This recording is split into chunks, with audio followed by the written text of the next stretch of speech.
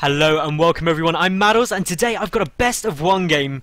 It is a PvT and it's between two awesome players. So, in the top left position spawning as the red Protoss player, it is Evil Genius's iNcontrL. And his opponent, down in the lower right, the blue Terran player representing Startail, Bomber. Now, I'm not actually sure if this is genuinely Bomber, or whether it's just someone who is a fan and has made a name and account called Bomber. But, generally speaking, if they're playing against someone like iNcontrL, and I know this is the actual iNcontrL, then it's usually a good indicator that they must be very good.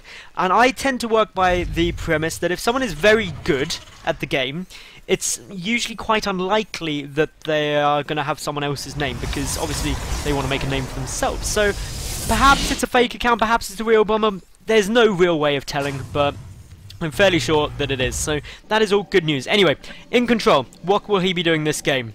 Ultimately, he's going to be doing the same things the Protoss players did in Wings of Liberty, aiming to get out Colossi and High Templar. One first, then the other one to get the splash damage.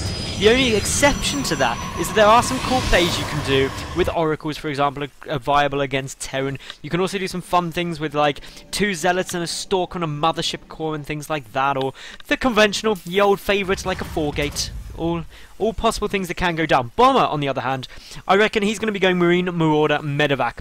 And the reason that's a really strong build is because it's always been strong and always will be strong, and then it's either Ghosts or Vikings. The one thing that some Terran players like to throw into the mix can be Widow Mines, because Widow Mines against early gateway pressure, or just being aggressive early game, very, very powerful, because they one-shot Zealots, Stalkers, and Sentries, and that is an incredibly useful talent of theirs, which means that in low numbers, with low numbers of gateway units, which you encounter in the early game, they are very, very, very, very effective at taking out a large percentage of your opponent's army with just one hit.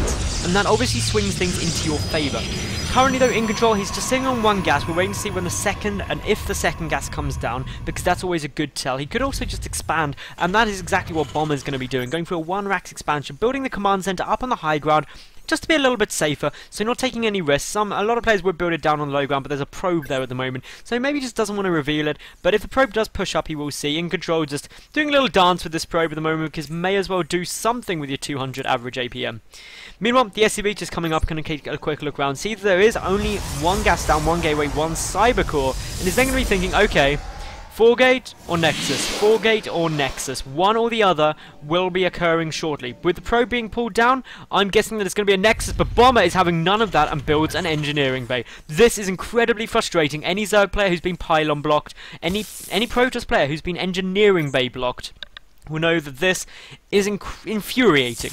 It's because, look at this poor probe, it's like, okay, I'll zap away at it, the Stalk coming down to help as well, but it's a long delay, and then once you're about to kill it and get that slight reward for your hard work, it gets cancelled. And every Terran player will take that monumental moment where you're just like, yes, I did it, away from you, with a cancel, just like that.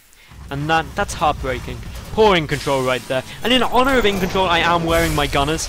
And anyone who watched the ESET UK Master stream will realise when I wore my Gunners on that stream, everyone decided to start calling me Mini iNcontrL, because I'm not that tall, and I was wearing Gunners, and I go to the gym a bit. So that was apparently my nickname for a while. And there was a funny picture I tweeted at iNcontrL of that, but he never tweeted me back, which may have had something to do with the fact that I tweeted him at about 8 o'clock in the morning US time. So maybe I should improve my time zone awareness if I want to get replies from people.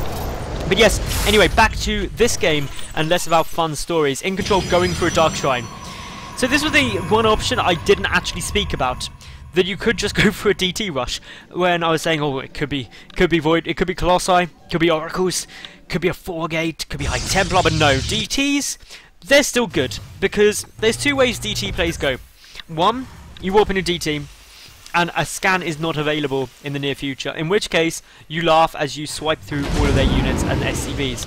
The other hand, a scan is available, and it gets countered hard, or there's a missile turret down, or something unfun like that, in which case, then you sit there and you go, ooh, that's not too fun. I guess I'll just pull back and go for some Archons and get charged for my Zealots and go have a Zealot Archon mid-game. That's also very good, to be fair. So it's not all in unless you really want it to be. There's also a robotics facility coming down, so iNcontrL really transitioning nicely out of this. He's already got a proxy pylon, a probe sitting down here at the natural base, ready to build another pylon, potentially.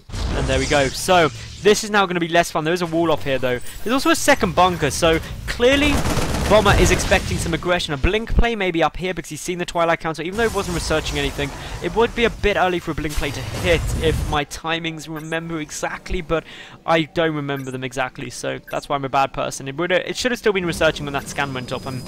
Yeah, it definitely would have been. So clearly it should be now able for Bomber to realise that something not quite right is happening. He does have no scans available though, and the supply depot's down. The supply depot built this. Oh, just puts it up in time. Awesome reactions there. And of course the scan is now available, but if the DT pulls back, then it'll be a bit less fun. But of course this just means that all iNcontrL is doing is keeping Bomber on one base for a long period of time. There's also double mules coming down on one base, which means that ultimately he gets mined out very quickly.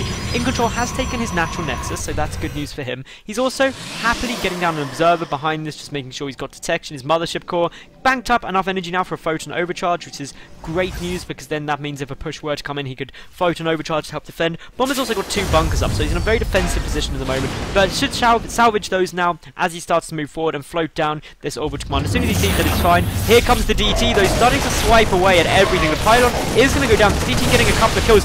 Where is the scan? Well, there it goes now. Unfortunately, Mule was gone down as the lift went down on the other orbital, so that DT did get a couple of kills. In terms of resources lost, iNcontrL has lost slightly more than that of Bomber, but not by much. So far, these two trading relatively evenly. iNcontrL does have slightly more workers, but of course with mules, Bomber probably has a fractionally better income, and that's something that is worth taking note of. But once this second base comes in, that's where it will really become apparent, because the worker split will be a lot more even, as we've got what is a good number of workers. I believe that is a 12 worker transfer, and basically that just means that before there was a lot of oversaturation of the main base, and therefore mining wasn't optimal.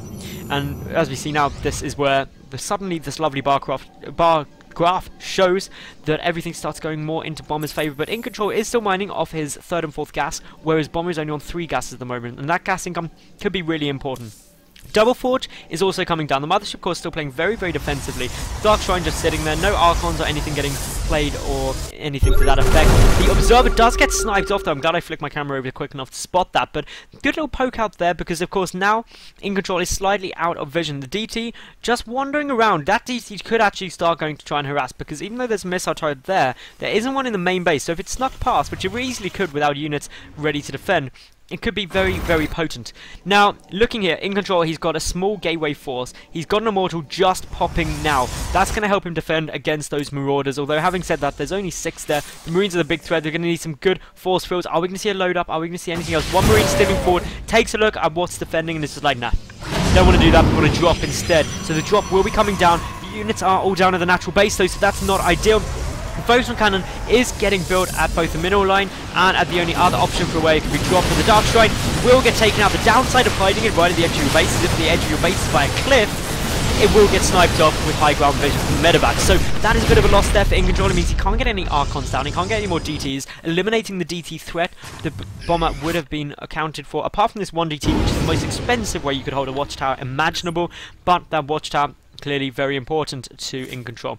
So the double drop will be coming in. There are the photon cannons though, as I said. That means that that should get taken out relatively easily and by a bit of time, but it is a double drop. The Observer also seeing all. That means that iNcontrL able to reposition his army prematurely or preemptively in order to deal with this. Twilight Council is getting focus charge, was researching, but there goes the photon overcharge. Unfortunately, the range on that is far less than the edge of this base, so that just means that it's good news for Mr. Bomber, who was able to do a little bit of damage without taking any losses, really. So I think he only lost like 1 Marine, and indeed he did, just a single Marine. Meanwhile, Bomber, he's taking full map awareness. He's got complete control of the map. He could even look to start taking his 3rd base shortly if he wanted to, but currently playing very aggressive. Got the +1 infantry weapons, got stim, so going for a stim combat shield, +1 concussive shell, little push with 2 medevacs in there. Very common timing, slightly delayed just due to the medevac play. But now, obviously, these infantry units are going to be able to make their way in. iNcontrL was slightly out of position. A photon overcharge does go down, lift up, and pull out, though. At the same time, though, are we going to see a drop? No, we're not. But just a lot of SCVs getting pulled in. Wow, this is a very very aggressive move out of Bomber. He wants to end this game. He's pulling like pretty much half of his SCVs. Like, I'd say that is almost exactly half of his SCVs, because why do you need SCVs? You've got mules, and if you've got mules, you can get that minerals income anyway, so might as well pull them and use them as just a little damage soak up. The mothership core does not have enough energy for another photon overcharge once this is used up, so this is a big push by Bomber. He's moving those medevacs forward, which is an interesting choice. You don't really want that soaking up. The photon cannon gets melted down near instantly. Some force moves are hitting quite nicely, but of course the Nexus is taking the brunt of the damage. The SCVs soaking up a lot of this, and iNcontrL does lose his natural. That is a big loss, but the Colossus is now on the field. It's starting its thermal lance besiegement of this. Some good force moves go down as well, trapping quite a lot of units. The SCVs are going down, so economic damage is being done to Bomber as well. And of course a lot of lost mining time, but there's still so many units here for Bomber. He's pushing forward. iNcontrL is slightly ahead. The Colossus does fall down because there is no extended thermal lance, so the Lord is outraged. Medevac to pick up, boost out, and in terms of the loss tab, well, Bomber lost more, but economically he is still on 2 bases and his opponent is on but 1. Remaking though, iNcontrL does have the probe advantage 54 to 33. If we look at the income though, we can see here the Bomber is exactly equal. He's done good amounts of temporarily economical damage, but the main base should be oversaturated. Long distance mining, because there's no point oversaturating the other base. So this is all now looking very fun, and wave 2 is on its way. We've got, well, the SUV is deciding to come back. There is a single DT. Will he be able to run past that missile tower in time before the Mordors go? No, it will not, and will unfortunately die a very painful death. Meanwhile, we do see a push coming into force. We're trying to go down. There's a small gap there, allowing the stutter step micro. The Colossus does now have extended thermal lance. That allows it to outrage those Mordors. Deal good damage to the infantry, precisely as iNcontrL would want it to. The medevacs desperately trying to get away. One very low on health, but will be able to escape.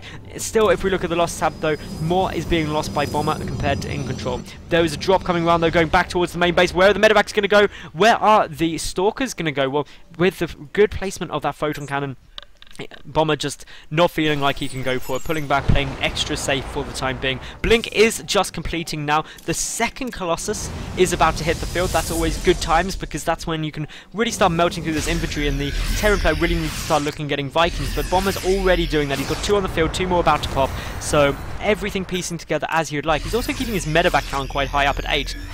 Which usually, if you're playing very aggressive, that can get quite a bit lower. So everything really piecing together nicely. Upgrade-wise, 1-1 is complete for Bomber, but 2-2 is already completed for iNcontrL. That gives him an upgrade advantage, quite a sizable one at that, meaning that he should engage more cost-effectively than his opponent, as long as the attack angles are pretty equal and the army supplies are fairly equal as well. So this is now looking good. The armory is coming down, and the second engineering base, so Bomber will start the double 2-2 infantry upgrades, but just can't push in yet. Gets a scan off, sees how many Colossi are there, and just doesn't really want to risk it, because it's always a bit dodgy to try and do that. So the medevacs is healing up everything after some stims, making sure the armies are full health. Drops have really been denied well. I still think that you could get some drops out if you position yourself here and do potentially quite a bit of damage, but with 3 cannons they wouldn't do that much without taking quite a lot of losses, unless of course you pick up everything. Bomber, this is one way to really commit to a drop, is if you just get everything in the medevacs and come and drop them down. So in he comes. Is there an observer still here? I don't believe that there is. No, he doesn't know it's coming in until right about now. All of the drops coming down. The medevacs unloading everything. Blink is done though, so you've got to be careful, because those stalkers can get underneath. But the Vikings doing a good amount of damage. They are trying to, well, the stalkers are focusing down very, very nicely. The forge will fall. Medevacs picking back up everything. But all in all, Bomber lost quite a lot there, and didn't really take out any of the key units. All the Colossi managed to stay alive. The robotics base stayed up. Only the forges really went down, which wasn't a huge loss. The Templar Archives is in production, but as we can see now, this is really starting to look quite positive for iNcontrL. He's got his 3rd base on the way. No 3rd command center. Oh no, the 3rd command center is done. I take it back. No, it's not. It's the main floating down, because he's mined out of his main. And that's what you get when you stay on one base for so long, double muling on it. And this is now a bit problematic for Bomber, because his income is not as good as that of iNcontrL's, especially in terms of gas. Now he's moving down. There's also a zealot here trying to delay everything, and all of Bomber's army is currently in the middle of the map, so he's just got a single marauder and a few marines to take that out, but it's just delaying things slightly. We do have a single marine desperately trying to take out this base. More gateways coming down, a couple of photon cannons coming down, which just means that iNcontrL is able to statically defend some of his bases. It's especially important in the main after those big drops have gone down and picked off one of the cannons, because you don't want to get dropped. It's always a bit of a bad time. But Bomber, he's going forward. He's got quite a few units. His Viking count very low though, only 4 against 4 Colossi. That means that the infantry could take a lot of damage before they're taken out, even if it's in perfect positioning. The scan goes down, sees that the units are moving out. He's just waiting for the observer for iNcontrL. Sees all. Another scan goes down, snipes it off there. iNcontrL reacting to this, pulling back, but Bomber very unlikely to go for it after seeing that the observer was there. It would just be such a risky move. So this is turning out to be a pretty long drawn out game. Bomber definitely the aggressor, but iNcontrL with a supply advantage. He's also got Storm done now, so he should start getting, he can start hitting some storms. He's got 7 High Templar on the field, so that means that with the storms, with the Colossi, he can deal with this infantry very effectively. There's no ghosts out at all for Bomber. There's not even a Ghost Academy made yet, so he's a long way behind in terms of counter-teching against those high HDs. But there comes a storm, really nice storm there. Does a tremendous amount of damage with the stim as well. One more storm, a couple of hits from those Colossi, and it'll all go down, but the third Nexus will fall. A big pickup could go down. Are we going to see a blink forward? One medevac falls, another medevac is very low, but blink is on cooldown unfortunately, so that just means that obviously iNcontrL can't counteract that. So it's now 2 bases again, but only 1 mining base for iNcontrL at the moment. Both players mining off of 4 gases though. That's the important thing. All of these medevacs are trapped in the corner. iNcontrL really needs to be the aggressor now, because he's got such greater supply. He's got those High Templar, he's got those Colossi out, he's got everything he can need.